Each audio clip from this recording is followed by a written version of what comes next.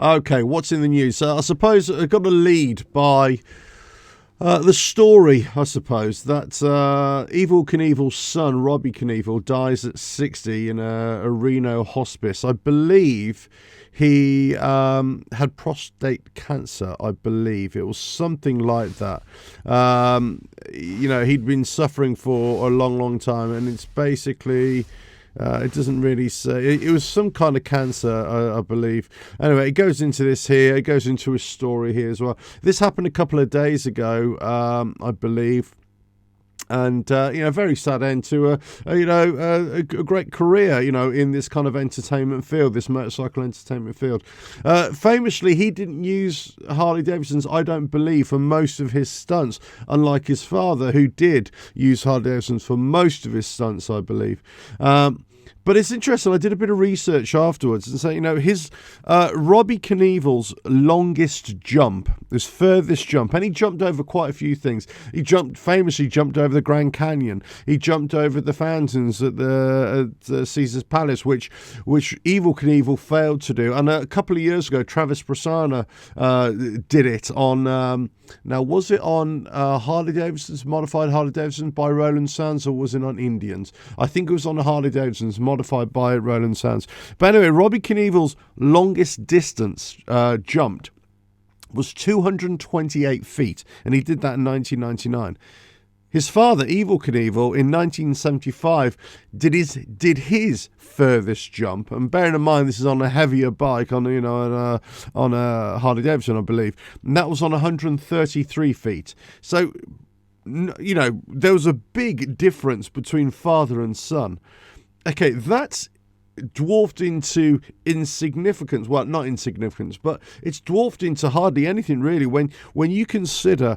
In 2008, Robbie Madison, the freestyle MX rider, and then got into jumping and stunts, and really big fan of Robbie Madison, right?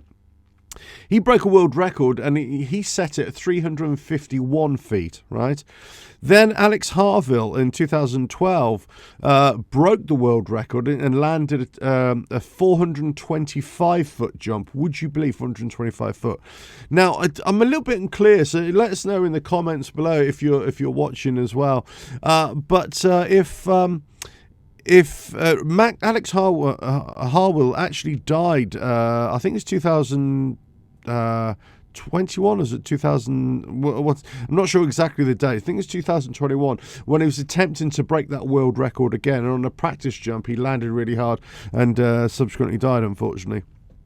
But it just goes to show, from that 425, world record jump, which is in the Guinness World Records right now, and that original Evel Knievel jump, 133 feet, there's a huge difference, nearly 300-foot difference. Obviously, they're doing it on modern bikes now, motocross bikes, whatever. Jump bike specially prepared, very lightweight, very high power to weight ratio. Obviously, the techniques are all different now and everything. It's just, but it's amazing, really. But I thought I'd launch with that because it's a very poignant story. I think that a family heavily associated with not only with Harley Davidson but motorcycle entertainment. And I grew up on Evel Knievel. My neighbor, my best friend at the time, had a jump bike, an Evel Knievel jump bike that you would wind up, and it would go off down a ramp, and you try and get it to flip and turn and do wheelies and everything like that. I remember watching Evel Knievel, in films and TV shows and all that sort of stuff when I was a kid. So it's part of my upbringing, and his son thereafter as well, followed that up as well. So it was all, it was always very Americanized, and it always very had that kind of American flavor to it. So from a British kid looking up, it was always like, oh wow, that's what Americans are like, But anyway, so it was, obviously a great career. Just a sad end, going at 60 is just too young, really, isn't it? It's just way too young.